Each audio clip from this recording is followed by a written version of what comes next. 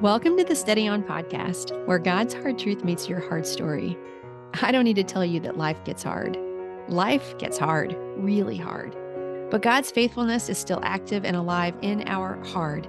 And these episodes are dedicated to remembering and claiming the promises of a faithful God. I'm your host, Angie Bauman. I'm a pastor and Bible teacher, founder of Steady On Ministries, and creator of the Step-by-Step Bible Study Method. But more than that, I'm a trauma and abuse survivor who carried a heavy weight of shame and worthlessness for many years.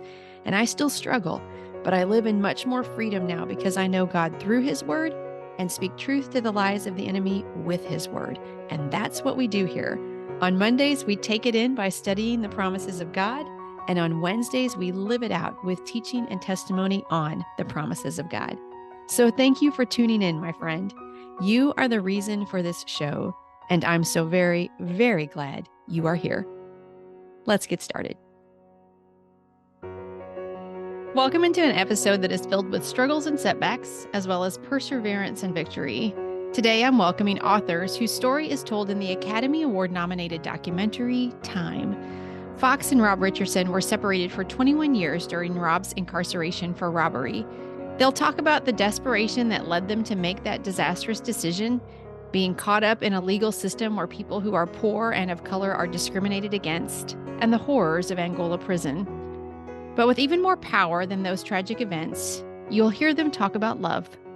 The love they had and have for each other, and the love they have for a God that, even though they had eased Him out at one point in their lives, learned to hang on to and trust Him when they found He was the only thing that offered them any hope at all.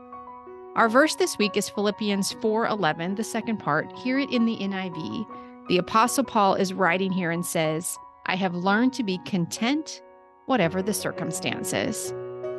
I don't know your circumstances today, but I do know that whatever your circumstances, God is at work. It is my hope and my prayer that this conversation with Fox and Rob will help you remember that God is still very much at work in your story. Let's listen in. Welcome, friend, and welcome, Fox and Rob, to the Steady On community. We're so glad to have you here today. Thanks for inviting us. So excited about this. I want just give us a little bit of your backstory, if you will. I know you guys spent 21 years apart, apart due to what I believe that you call overzealous prosecution, right? Is that the way that you describe it? Tell me just a little bit about your lives and where you were and what led to Rob's incarceration. Okay.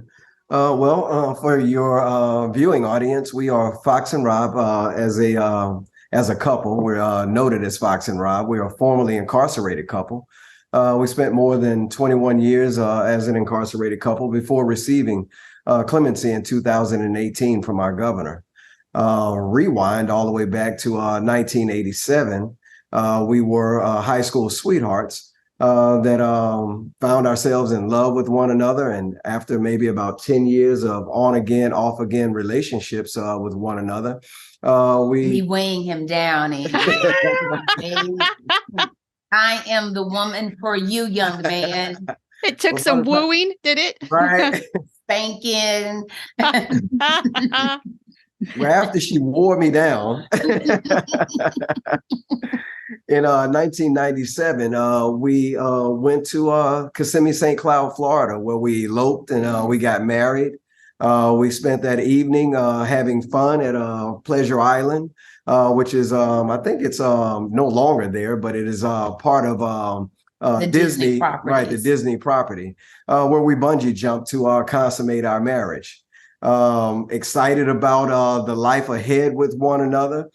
We went back home. We bought what would become our family's first home. And maybe about 2 weeks thereafter, we started what would become our family's first business. Mm-hmm. And I guess, as they say in movies, that just when everything you thought was about to be great and fine, our life took a dive for the worse. 6 months later, we found ourselves entangled in the criminal justice system as a result of desperation. And I'm sure you and your audience have heard before that, when people are desperate or desperate people do desperate things. And, much in the way of probably people that have done desperate things in all walks of life, whether it's robbing or taking from the people in the Enron scandal, or a man as educated and knowledgeable as Bernie Madoff managed to make off with people's fortunes and their retirements and so forth, or teachers that parents rather, that, are interested in trying to have their kids in Ivy League colleges and are willing to pay in exchange to get them there. There's no telling where desperation will take us, but desperation is a thing that many of us in life have faced. And when we get there, Rob, he says it best. He says it's our egos come in and we begin to ease God out. That is the acronym. And so for us, the first few months was everything. And then within 6 months of our nuptials, we found ourselves, the dream home turned into a nightmare, where we found out the foundation was cracked and it had a gargantuous leak in the roof that just decimated all of the hard work we did when we moved in. Yes, and destroyed the carpet, destroyed the paint, the new paint. You just name it. In the location that we chose for our business as novice, we're just excited about launching our own family enterprise, only to discover that without the proper guidance, we had broken the 3 major rules in business: location. And opened our clothing store in the midst of an old industrial market because the building was available to us. Then couple that with our son being diagnosed with undiagnosed ailments. He was having seizures. The doctors couldn't figure out what was wrong with him. And then add on to that, if that wasn't enough, the investor that we had for the business, when we came back to pick up what would be our injection of capital, just blankly told us out of nowhere he had changed his mind. So at one moment we're in paradise, and 6 months later we're in a living hell. And in that living hell, we eased God out and allowed the devil to come in and prick our spirits and take us to places that neither of us ever imagined going. And that was inside of a bank trying to take money to regain financial solvency. And even though no one required medical treatment for what we did on that day, Angie, we clearly understood. And even as soon as it was over, both Rob and I, in our own separate ways, shed tears because we realized, how dare we stoop so low? We are people of God. How our families raised us better than this. What in the world have we done? I used to think that the terminology that people use when they say that you are temporarily insane was like, yeah, right. What is that exactly? I have no doubt that when you ease God out, you can possibly lose your mind and go into spaces that you never imagined. And that is what happened to us on that day, September 16, 1997. And we would spend the next 25 years working to get our family back and to get our lives back. Rob has, in 21 years we spent inside of prison, and Rob has been home a little over 4 years now. And still we are just trying to figure out how to put, like Humpty Dumpty, put ourselves back together again. So when we speak about the overzealous prosecution, it is not by any means to lay our responsibility for our transgressions at the feet of anyone else. We knew that we were guilty. We knew we were wrong. We knew we had caused harm in our community, and we were willing to admit that and take responsibility for it. But unfortunately, when we get into these criminal justice systems, there are so many other elements in play. What kind of lawyer do you have? Does the lawyer have a relationship with the court actors? Or is he an outsider? How much money do you have for an attorney? That matters. And just so many other elements that I never could have fathomed before, that by the time it was all said and done and the fiasco happened with the plea deal that we had accepted, the judge sentenced Rob to 61 years as a first offender in a crime that no one received medical treatment in. And the $5,000 that we took from the bank on that day, they got back. his nephew, who was involved in this instance with us, they sentenced him to 45 years. He didn't have a weapon. I know that some people we have found, they have gone and read the police report from that day, and they say, oh, well, Rob deserved 60 years because he shot a firearm. Rob had a firearm, but it was no bullet in the chamber. It had never been discharged. The police officers actually fired at him without warning. So in that moment, we saw just how much we lost and also how much we could have lost. Because he could have lost his life. If one of the tellers would have grabbed the gun, maybe something would have happened there. But there was just such a great level of exposure to harm. However, we did not feel that it required my husband and his nephew, 60 years for my husband, 45 years for my nephew, who only had mace and was 20 years old at the time with no prior felony convictions in his record.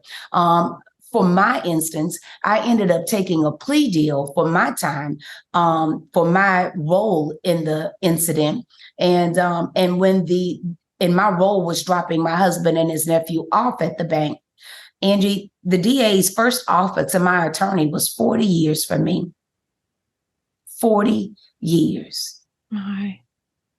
And so I think that we not only share that to share with your listeners about the work that we've got to do as it pertains to the criminal justice system in our country. We need a lot of work, but more so to serve as a testament to others that our issue may have been incarceration, but everybody on this life's journey is dealing with something. And in dealing with something, we are hopeful that people, when they read Time, the untold story of the love that held us together when incarceration kept us apart, that they will read past just the incarceration element and really look at the fact that this was a major problem. We were facing 297 years in prison, but God was able still to see us through. Thank you for sharing some of that story with us. I really appreciate it. And I appreciate your vulnerability. And in doing that, I want to ask about your nephew, Rob, just because I think the listeners would be interested. Is he still in prison or has he been released as well? God, being true to his promise, delivered us all. Fox came home after serving I had 2 7-year sentences and 1 5-year sentence run together. When we were seeing how, I know you're thinking about there were other charges aside from the bank robbery. Jury tampering was the other 2 charges. After Rob came home on bond and we saw that, again, panic, easing God out, not trusting the process, we went to share our story with 2 of the jurors just in hopes that they would see that we were not these horrible people that the prosecutors were trying to make us out to be. Little did we know that jury tampering, that the amount of time that you face for jury tampering is the same amount of time that the jury was adjourned for. So armed robbery was 5 to 99 years. So now we had 2 more counts of 5 to 99 years, giving us a total 297 years. Is what we think. That feels hopeless. Just listening to your story, even though you're sitting here and I see the other side of it, I feel the hopelessness in what you're explaining to me. And I want to circle back to something, the way that you're saying it about easing God out, because I don't love it, but I love the way you say that about because it feels like a gradual letting go of maybe the promises or our dependence on or our trust in God. And so I'm wondering, can you look back now and see what was that like for you, or how did that happen? That easing God out? Was it a gradual, because a lot of things came at you at the same, one right after another with your son and the business and the investor and all of that. Did it just become too much, you think, to trust still? I don't want to put words in your mouth, but I'm wondering, what was that like? I don't think that it became too much to trust. I think that for me, I lost my center. Okay. When life is the heaviest for us is when we have to deepen our faith, not move away from our anchor. our faith as Christians is our anchor. And instead of going to church, instead of seeking prayer, instead of being still to hear from God, we just kept moving, kept bumping our heads. And it literally was like a snowball. It just kept getting worse and worse. But when we ended up facing 297 years, you can rest assured we sat on our hands. Because what else is there? That's right. What else is there? I'm going to tell you what else it was. Facing 297 years, I am pregnant.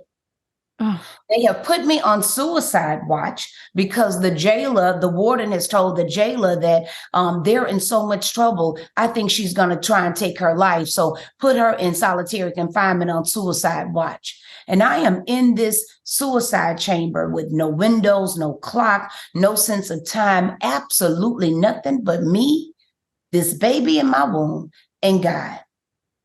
And I heard something that I talk about in the book for the first time in my life. And that was the sound of my heart beating. Because in that moment, I had to decide whether I was better off alive or dead. And when I could hear through that silence, God operating in me, because I don't tell my heart to beat. I don't tell my lungs to expand. I can interject every now and then and say, okay, I'm not breathing right now. I'm going to breathe fast. I'm going to breathe slow. But the overall mechanism of inhalation and exhalation, I have no control over. Mm-hmm. And so in that moment, I was able to connect to God in a way I never had before. And that way I made a decision in that moment that said, you know what, God? If I'm still here, I'm here for a reason. Mm-hmm. And I'm going to trust you to see me through this. Amen. Yeah, that's good. Rob, what would you like the listeners to know about being in prison, and specifically in Angola prison? Is there anything that you'd like to be able to communicate to them about what those years were like? They don't want to go. Right. Yes. They have a T-shirt that is popular in these spaces, and it's Angola ain't no place to be. Angola historically was a slave ground. It was named after the place in Africa where slaves were transported from Angola, Africa, into this particular territory in Louisiana.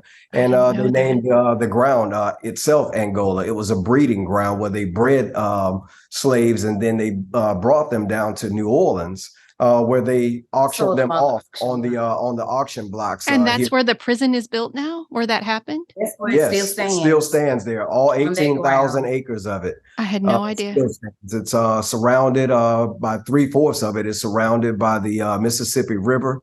And it is both a hellacious and an amazing place, all in the same. But yes, it was a horrific experience. Angola is also noted as one of the most notorious prisons in our history. The time that I entered Angola, it was considered to be the bloodiest penitentiary in America.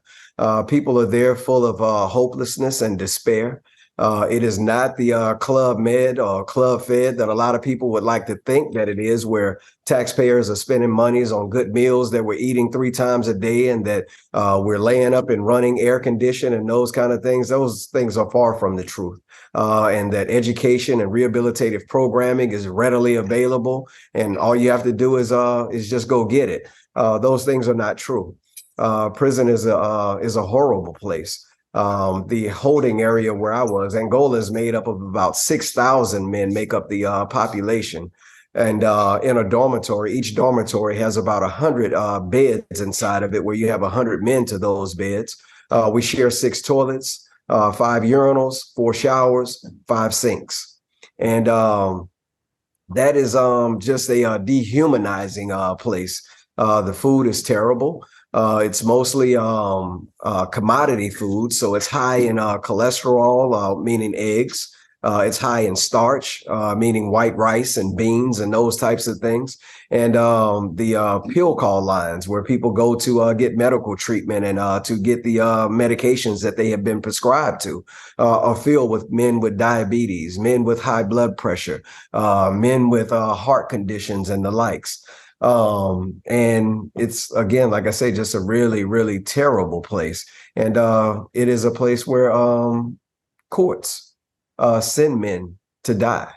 The district attorney in my matter, when we sent asked that a member of the clergy go and speak with him with hopes that he might reconsider our situation in light of all of the other mitigating factors that had taken place in our case. And the words that he told our pastor was that I sent Rob to die in Angola, and that's what I intend for him to do. So I spent every day of my life in Angola, all 21 summers of my time in Angola, thinking, never knowing when, if ever, I was going to be relieved from that place. And that is a horrible condition to live up under. It's like living under the under a gun. Mm-hmm. Somebody is just spinning, the chamber, and then click, and then they spin it, and then it's click. And you just never really know what this is going on, what the end result of this is really going to be. It's next akin to living on death row. That's right. Yeah. Death by incarceration is what it is. And how did you hold on to hope? And 21 years is a very long time. Mm-hmm, very much so. I would have to say that I had to tap in as Fox May mentioned, that when you hit rock bottom, there's nowhere else to go but up. It's the best thing about hitting rock bottom. Right. You have nowhere else to at least go. Know that everything. At least it's the bottom. Upward, right. So we had hit rock bottom at that point. And as it said, you only have upward to either go, to go from there. And I was blessed enough that there was a seminary program inside of Angola. It's the New Orleans Baptist Theological Seminary, where men were allowed to get both 2-year and 4-year degrees in pastoral counseling and Christian ministry. I took advantage of the program, and inside of the program, through the various professors that came in when my marriage was challenged, it was classes like marriage and family counseling that helped me counsel myself and my family through some very dark moments that we were going through. When you talk about, just the stories of people that you come in contact with, both probably the first person that was convicted of crimes or placed in jail in the form of Joseph, or some of the latter characters in the Bible as Paul, whether guilty of the crimes or not, you come to the realization that God is still at work and that miracles are being performed. You just have to understand that it is through you that the miracle is being performed. Yes. And you just have to be patient, as God has been so patient with us over space and time. So it was just through each one of those moments, just as we had lost our confidence and just as we had lost our faith, we also, and it happened, as you said, in a gradual way, also in reverse. It happens in a gradual way that you start to build your way back up. And then you start to realize that God is real and that God is all knowing and all present. Yes. And you trust. Yes. And for those of your viewers who may have had an opportunity to listeners, I'm sorry. Either or. Yes, it's all good.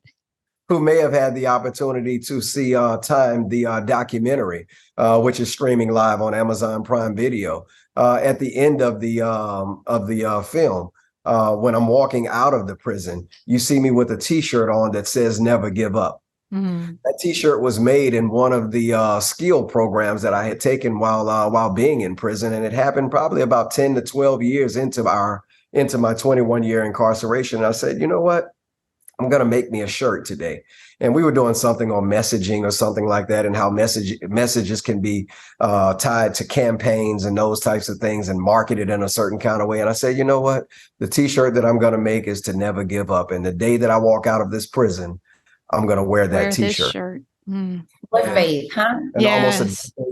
almost a decade later, it was just reflective of my refound or my revitalized faith. Yeah. And my journey. So I walked out of there knowing that one day I would walk out of those gates free. And the T-shirt was just a symbol of that trust in God. Yeah, I love that. I've read somewhere that now, you mentioned this, alluded to it a little bit earlier, that you kind of have a family motto of if it's not 297 years, it's not really a problem. And I'm wondering, how does this affect your approach to other trials that come your way? If it's not 297 years, it is just not a problem. We all realize that, Angie, when it comes down to it, that we all have some form of prison that we're living through. Yeah. Whether we're living through obesity, whether we're living through medical conditions, heart conditions, whether we're living through bad marriages and relationships, or whether we're living through dead-end jobs. There's just so many different prisons that we can be inside of. Yes. And the one thing that I found in my journey is that what differed from the prison that we were confined to, and that others find themselves confined to at times, is that some of us have the keys to our own cells, but we refuse to let ourselves out. You better. Yeah. That's powerful. That's powerful. Yeah. Thank you. Fox, I just want to ask you I asked him about what it was like being in prison. And you said you were pregnant how many other children did you have at this time already? 2. You already had 2 children together. When Rob and I married, let me tell you, that was a work of God within itself. It was just like, how this thing is supposed to be. And I will have to share with you, Angie, what I believe and what my faith has taught me is that I know that we can have children out of wedlock, but I do believe that if God has created it as such, that it takes 2 human beings to create a life, then certainly I think the intention is for it to be 2 human beings to help rear that life, a healthy, fully functioning human being with love. And so Rob and I had 3 children between us by the time we married, his, ours, and my youngest. And so all of that was just saying we had finally gotten it right. We finally fixed this broken house that we were building. And but by the time that I got sentenced, we had 5 children, 5 boys. I was pregnant with, lo and behold, I found out I was pregnant with twins when I was handcuffed in shackles. And it was to me, that was the second moment. I go on suicide watch, and about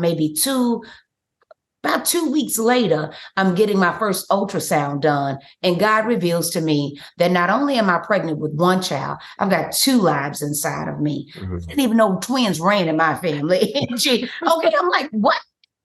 Possible? And all I could do is an armed guard stood outside the door, and an armed guard stood over me, and the doctor is moving the handcuffs and shackles over, not loosening them to examine me, but just scooting them around.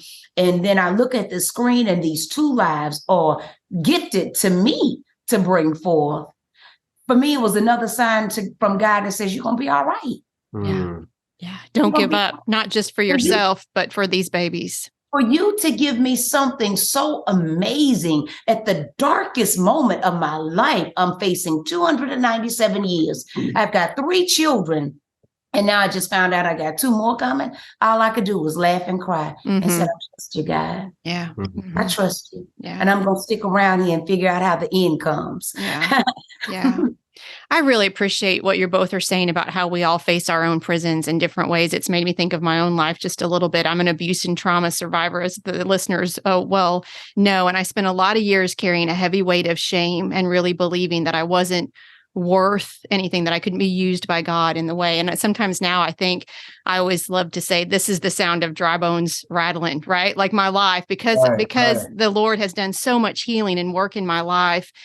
And it's not the same, but it is the same in all of our lives, because I think sometimes the enemy looks at me and thinks, I almost had her down. I almost had her, and to the degree that's true in my life, I just sense that as I'm listening to you both, where I just felt like he was almost like, I almost silenced this couple. And yet, no, there is no silence when we turn our story over to the Lord. And he uses this. He uses what's happened to us, what we've done, what others have done to us, the injustice, the abuse, the trauma, all of that can be used to point other people to him and to praise his name. And so I just really want to say, I want to add my voice to the many, many others that are thanking you for your bravery and your courage and your willingness to share your story, because we're all better for it. We are all better for it. Well, I'll tell you, like my mother told me, she said, well, you might as well tell your story, because when other people see you, they're thinking it in their minds anyhow. Yeah, if we're not ashamed of it, then it doesn't. Somebody told me once that a humble person cannot be humiliated, right? So if we're humble in our own testimony, then you don't bring any shame on me because I've taken it to the one that frees me from that shame, right? That's Yeah. right. Mhm. That's right. Yeah. That's right. Yeah. Yeah.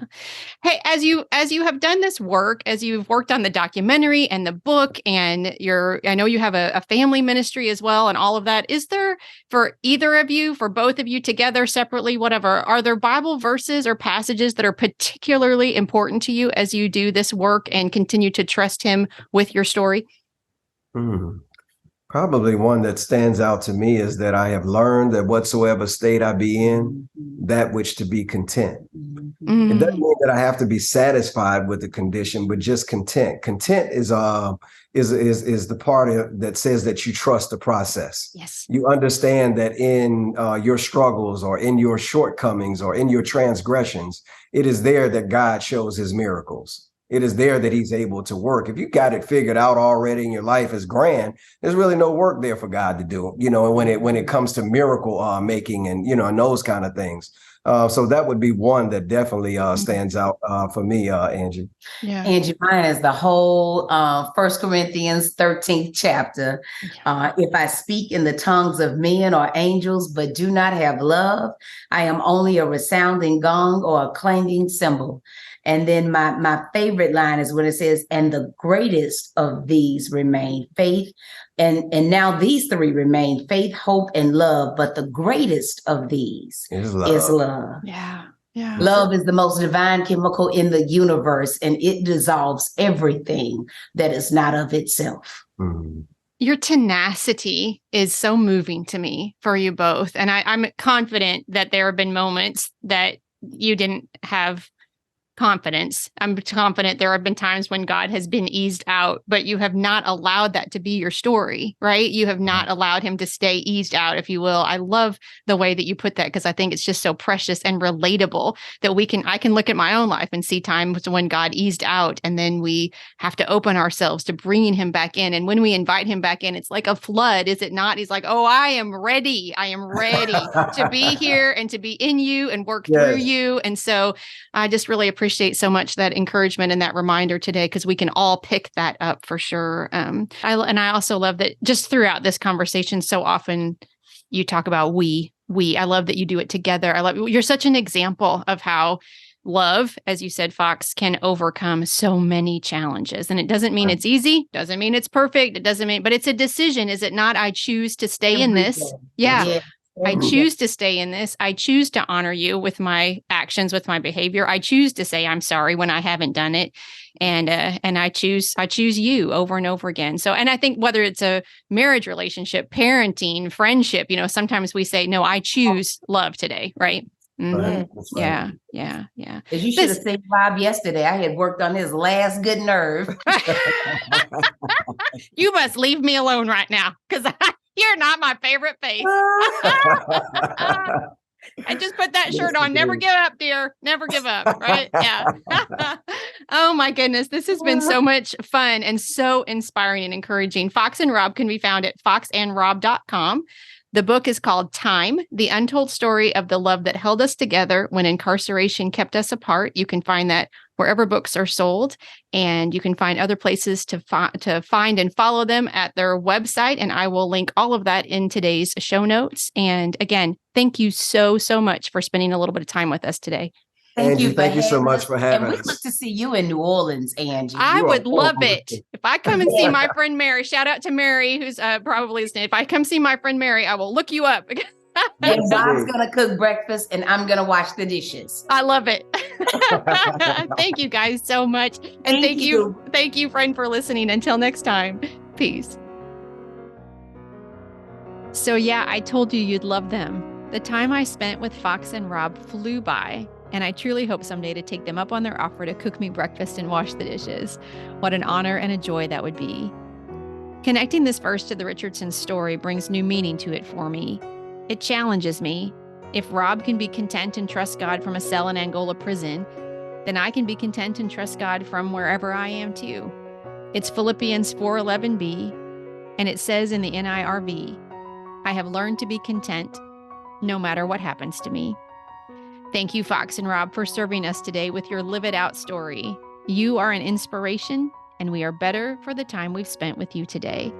And if you haven't yet, I encourage you to listen to Monday's Take It In episode, where my older son Alex and I focus on Philippians 4:11 and camp out on the word content. Next week, our Take It In verse is John 1:12 that says, when we believe and accept God, he gives us the right to be children of God. And our guest will be Troy Hadid. Troy will be here to talk about an identity crisis and what it means to remember and re-remember that our identity is found in Christ alone. If you haven't yet, I'd be so grateful if you would subscribe or follow the podcast on whatever directory you're using to listen. It only takes a second, and it guarantees you'll see new episodes as soon as they drop. Thank you so much for listening. I pray wherever your day takes you, you are walking in the confident knowledge that you are a beloved, cherished child of God. Peace.